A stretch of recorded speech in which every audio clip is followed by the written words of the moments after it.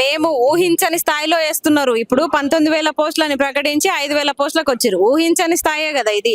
ఊహించలే. ఉన్న గవర్నమెంట్ స్కూళ్ళన్నీ బంద్ చేసి single teacher ఉన్న స్కూళ్ళన్నీ బంద్ చేసి 4,000తోనో 3,000తోనో డిఎస్సి వేస్తాడు.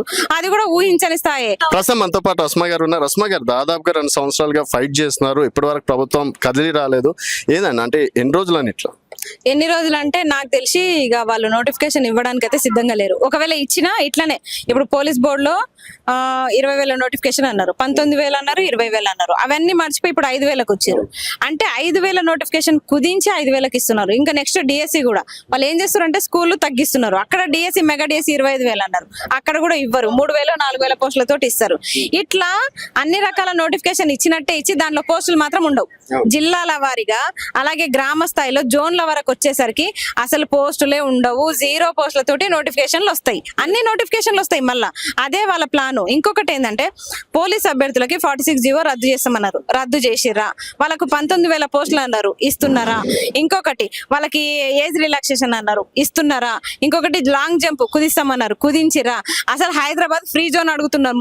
అందరం కూడా అడుగుతున్నాం. టీచర్ ఆస్పిరెంట్స్ అడుగుతున్నాము, పోలీస్ బోర్డు అభ్యర్థి అందరం కూడా అడుగుతున్నాం. హైదరాబాద్ ఫ్రీ జోన్ ఉంటే 33 జిల్లాలు ఉన్నాయి తెలంగాణలో.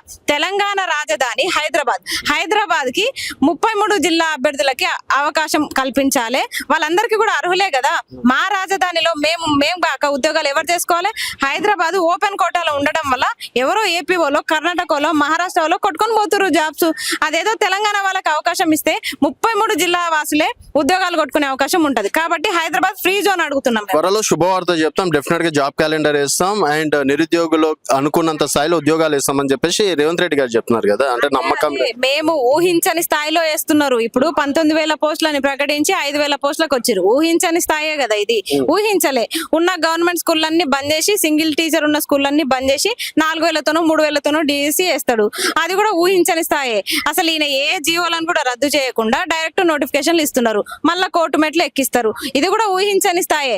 ఇంకొకటి ప్రశ్నించే నిరుద్యోగులను ఎవరెవరైతే ఉన్నారో రోజు అరెస్టుల పాలు చేసి ఇప్పుడు కూడా దిల్సుఖ్ నగర్, సరూర్ నగర్, చైతన్యపూర్ల పిల్లల్ని అరెస్ట్ చేసి వాళ్ళ మీద కేసులు పెట్టి ఇది కూడా ఊహించని స్థాయి. ఎఫ్ఐఆర్లు చేయడం. అసలు వాళ్ళు ఉద్యోగాలు ఎక్కడి నుంచి కొట్టుకుంటారు ఇక పోలీస్ అభ్యర్థులు? అయితే నేను ఒక కాంగ్రెస్ లీడర్ ఇంటర్వ్యూ చేసినా కూడా ఏమంటున్నారు, నిరుద్యోగులు ఉద్యోగాలు వద్దని ధర్నా చేసినటువంటి మొట్టమొదటి ప్రభుత్వం తెలంగాణ ప్రభుత్వం, దేశంలోనే ఎవరు కనివిని ఎరగని ప్రభుత్వం అంటున్నారు.